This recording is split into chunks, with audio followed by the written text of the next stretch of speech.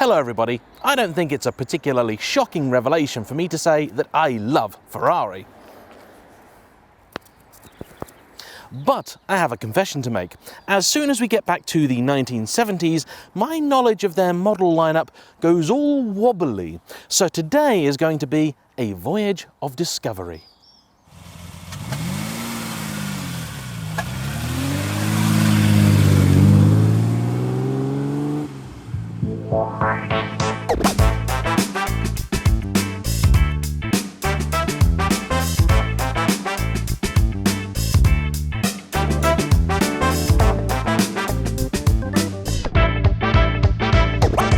This is a 1965 Ferrari 330 GT 2+2. And would you believe me if I told you this is considered one of the less desirable classic Ferraris, with some even calling it ugly? Yes, okay, the quad headlights of this Series 1 model are a little bit gawky. The later Series 2 is more traditionally pretty, but I think it's an incredibly elegant car and should stand alongside things like the Aston Martin DB5 and the Lamborghini 350 GT. It's gorgeous. With company like that, you would reasonably expect this car to command a significant premium. After all, it's a Ferrari. It's a classic Ferrari, a classic V12 Ferrari, and with only 1,080 ever made, just 95 being right-hand drive, it's a rare classic V12 Ferrari. So what do we think? £500,000? £1 million? No, this one's worth probably less than £250,000, with a nice example of a later Series 2 being not that much more. That's not DB5 money, that's barely even DB6 money. That, in this kind of world, is a bargain. This car is also in what I describe as the best condition. It's not a concours winner, it's not a wreck. It has simply been maintained and enjoyed by its very few owners over the years. The first had it from new until 2000, the second from 2000 to 2009, and its current owner Simon has had it since then. It is not for sale because the fourth owner will be his son. It is very dusty out here today. Back then to the car. This is one of Ferrari's many 2+2s, and though arguments still rage as to how much Enzo Ferrari ever wanted to build road cars at all, it is agreed that these were his favourites. The 330 GT was preceded by the 330 America, which shared its chassis with the outgoing 250. However, this car featured an all-new layout, including things such as dual circuit brakes and Coney adjustable dampers.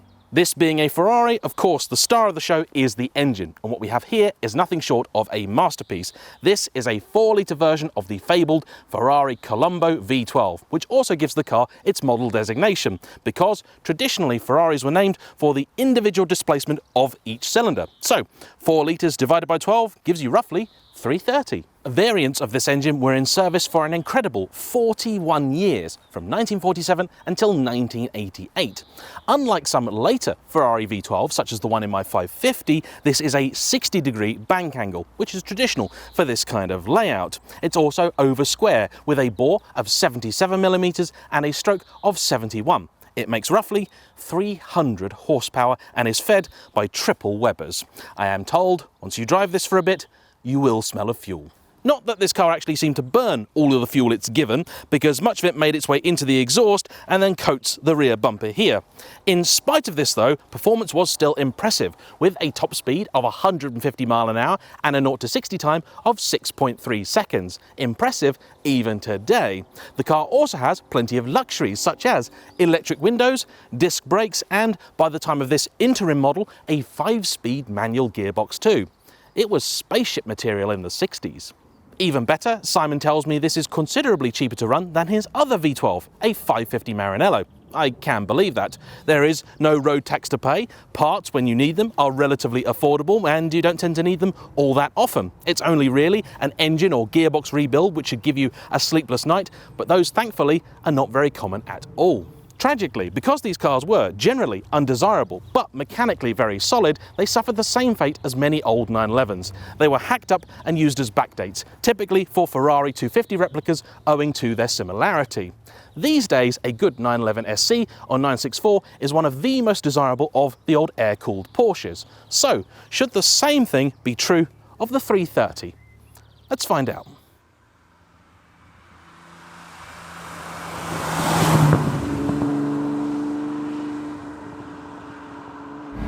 am a great believer in the mystical healing power of the automobile. I know to some these are merely sharp, horrid, nasty, planet-killing, antisocial things. But for me, at the right time and in the right place, the right car is simply magical. And this is one of those. I've known so many people who've said, yeah, I would buy a Ferrari, but I just hear so many stories of how people will spit at you in the street and they'll key it and do all sorts of things and make you feel like you're an absolute Burke for having bought something nice. And I'm sure that does happen, but it's not something I've really ever experienced. Perhaps I'm just lucky. The simple truth is, if you want to buy a Ferrari and not have a hard time from people, buy an old one, because you take something like this out and I more or less guarantee you nobody is going to hate you for it. If you go and buy a 488 Pista and you hoof down a country lane at 150 mile an hour, yeah, people will think you're a Burke. I'll think you're a Burke, especially if you and 20 mates head up to Scotland and think you can do what you like just because you're all millionaires. That's not something I'm ever going to approve of. If you want to enjoy a car, do it responsibly and do it right. And this is doing things right. I'm currently doing probably 50 to 60 mile an hour. The speedo is not actually waving about like it does in some old cars, but we're not entirely sure of how accurate it is. It says we're doing 60, but I think it's optimistic. I've also, thanks to this seatbelt, been forced to adopt a slightly uncomfortable driving position. This car's owner, Simon, is much taller than I am, considerably slimmer too, so this works very well for him, but doesn't so much for me. None of that, though, is detracting from my enjoyment of the car. One of the big issues I have with something like this is trying to work out what exactly I'm going to compare it to. Of the vehicles I've driven lately, a Jensen Interceptor springs to mind, and I suppose also the Rover P5B. First off, this does feel a lot more modern than the Rover. Perhaps not surprising, that was a 1950s car, this is a 1960s one. Certain things are simply excellent regardless of the age of it. The gearbox is one. Earlier cars had a 4-speed with an overdrive. This interim car and the later Series 2s had a straight 5-speeder. It is a delight. Very unusually shaped lever here with two sort of indents for your fingers, but it works really well. Very solid, very mechanical feeling, very satisfying. All of the pedals actually quite nicely weighted. Unsurprisingly, the clutch is the heaviest of the lot, followed by the brakes and then the accelerator. In some Ferraris, particularly say the 550, the accelerator can be quite difficult, but here, no trouble whatsoever. Heel and toe is actually a little trickier in this than you might expect, but rev matching is not an issue at all. Give the throttle even the tiniest of blips and that V12 responds beautifully.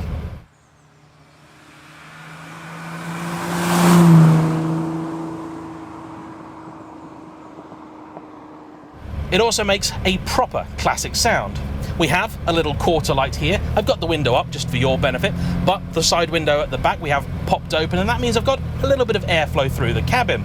Simon was showing me all the documentation he got with this car, and curiously it was ordered originally with air conditioning, but not delivered with it.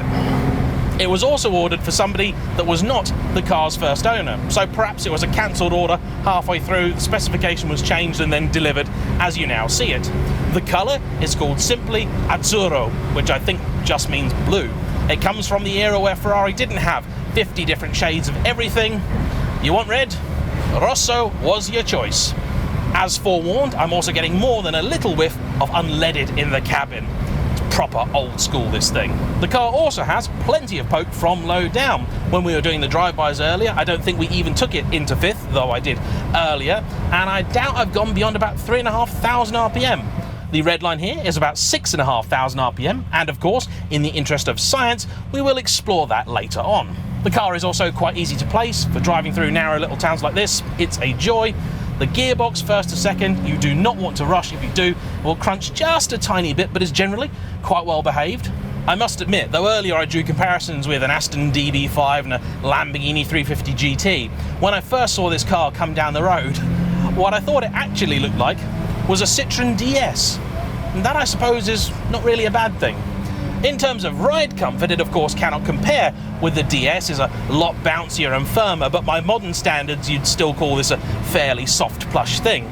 Not like a Rolls Royce, but still a car you could definitely do plenty of miles in.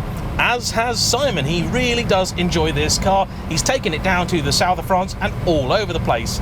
The simple fact is, with cars of this period, a little bit of use is a very good thing. They don't like simply being stored and not driven. It's the worst thing you could possibly do. One thing to note about trying to position this car, it has just the one wing mirror, which is one more than it would have had from factory. Even at low speeds, despite the lack of power assistance, it's a fairly easy car to drive. The wheel is, as you'd expect for something of this period, massive, very thin, wood-rimmed. I love it. I did actually have a wild thought the other day that if I were wealthy enough to be able to order a Ferrari from new and go through their tailor-made program, I'd love to ask if they could do a wooden wheel. That I think would be even cooler than a carbon fiber one. And in something like a Roma, I think that would be pretty special. As the 2+2 name would imply, there is space in the back, not masses of it, but it's actually a roomier thing than you might expect. Simon, as I may have mentioned, is 6'2", so he had the seat rails extended to accommodate his frame, but that was all he had to do. By default, the car is set up for a very classic Italian short leg, long arm driving position. The car has an extensive history folder. We had a good look through it over lunchtime. When new, this cost its first owner £5,000. Unfortunately, the second owner didn't really drive it all that much, so when Simon got it, he did have to do an element of what you might call restoration work, but he's been very, very careful not to over-restore it. Where possible, he has kept as many of the original parts as he can. The car hasn't been stripped apart, totally rebuilt, or anything like that. Simply maintained. And I think it's all the better for it. Now we find ourselves on one of my favourite bits of road. I suppose we should give it the beans.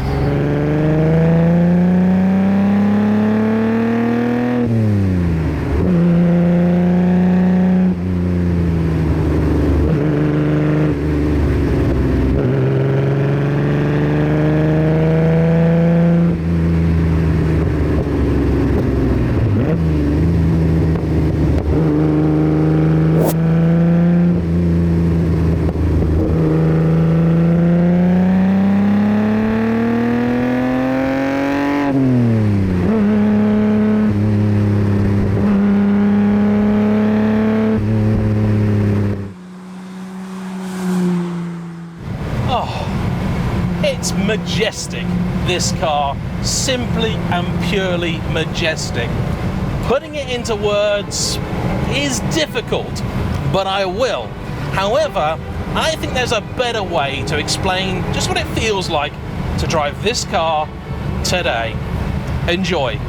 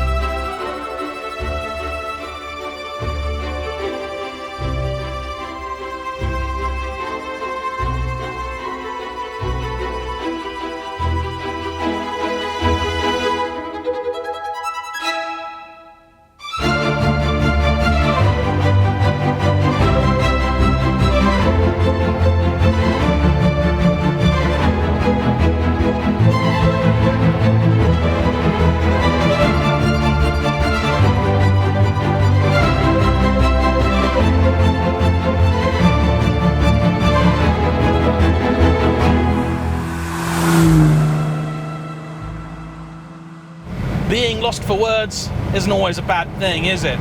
Entertainingly, as I've put my foot down, the smell of unleaded has only increased. A good way of reminding you just how expensive having fun in this car is. The first time I put my foot on the brakes hard was a little bit of a heart stopper, I will admit.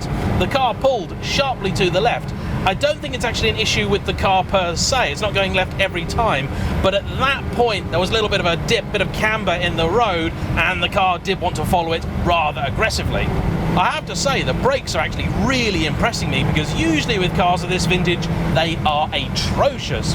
Here they're not. I have to say, unsurprisingly, the engine is the star of the show.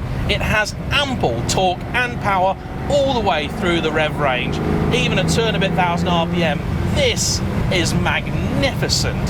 Today, it doesn't really feel underpowered. I can only imagine how special and impressive this must have been when it was new.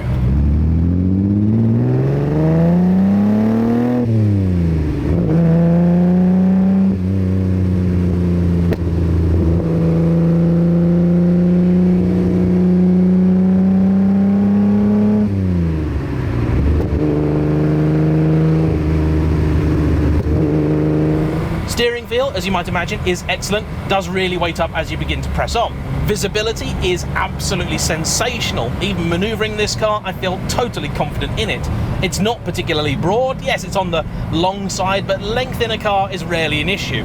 If I can get a long wheelbase Phantom down these roads, I'm sure I can manage it in this. Because all the pillars in this car are paper thin, as they always used to be, you can see pretty much everywhere in it. I am so grateful to Simon for bringing this car out. It is an utter and total delight. It is a warm day, but even so, the lack of air conditioning isn't a problem. We've got plenty of air flowing through the cabin with just the quarter light and the rear open. The seats had to be restored a few years ago, which is something Simon was very upset about. He tried for so long to keep them exactly as original, but they did reach a point where they were simply disintegrating, so he had to have them redone. They are comfortable, don't really have anything in the way of side bolstering, but that's not actually a problem. Between the fact that the car's dynamic limits are quite low and the seatbelt is garroting me, I don't feel like I'm going anywhere in this.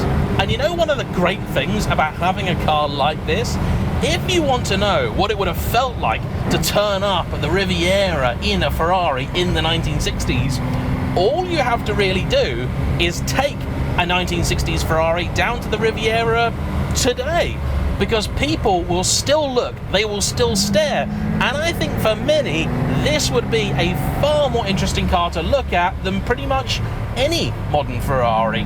If this were parked next to an F12, I wouldn't give the newer car a single glance. I want to say a particularly big thank you to the lady in the Volkswagen ID3 who's just driven past, because she's probably offset this. That's the lot, that's it, that's all the emissions she has offset. But let's not worry about that.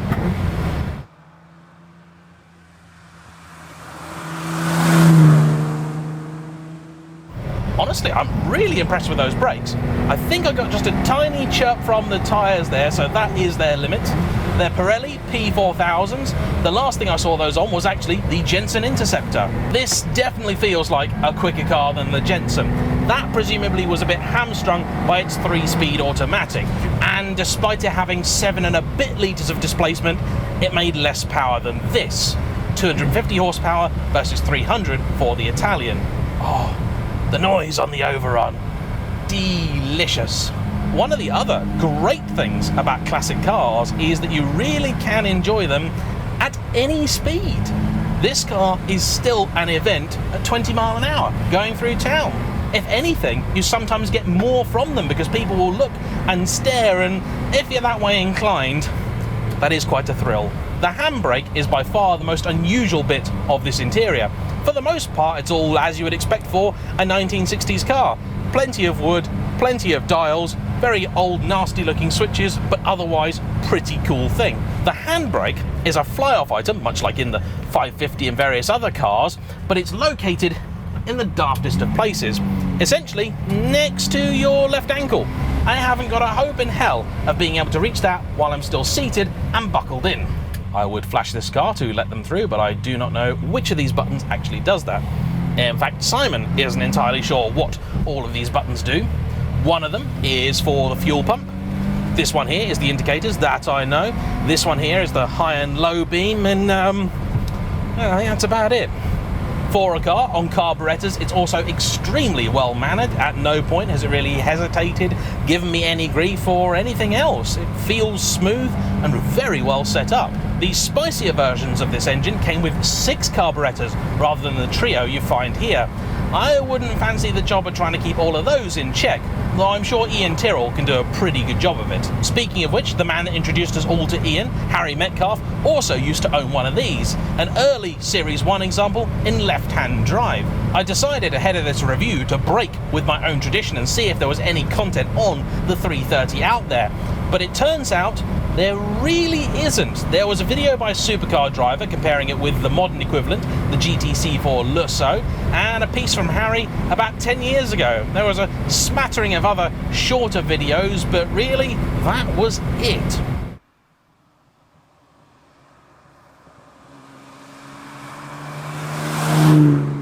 It is nearly impossible to work out quite how many of these things still exist. There is online a 330 GT registry run by a very active person who tries to keep in touch with all members and keep track of all of the cars. Because only 1,080 were ever built, it wasn't like there was a load to start off with. Though, that being said, by the standards of the day, this was a pretty common Ferrari. Got a straight coming up. Shall we let that glorious Colombo V12 stretch its legs again? Yeah.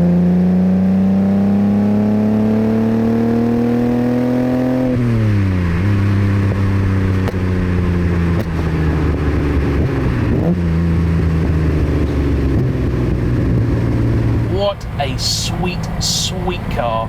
It certainly feels a lot more agile, nimble than the Aston Martin DB6 that I drove. That was admittedly a lot more comfortable to just sit in, but this mechanically feels head and shoulders above. You'd have been a hero if you had one of these when they were new. And to be honest, you're a hero now to drive one. And there's fifth. Even so, the car still has plenty in reserve. Oh, the smell of unleaded in here. That hedge is a very pretty colour. Yes. And that, I think, is nature's way of telling you that you've had enough fun for today. I want to say a massive thank you to Simon for bringing his car out. If you happen to have something of this ilk, be it Ferrari or otherwise, and you'd like to see it featured on the channel, please drop me a line. My email address is in the description of every video. For now, thanks to you for watching. Please like, comment down below, hit the subscribe button if you haven't already, and don't forget to press the bell icon so you'll be notified when I release another video. I'm afraid there may not be something like this for a little while, but still, there's always something interesting and new at JayEmm on Cars. See you for the next one. Bye-bye.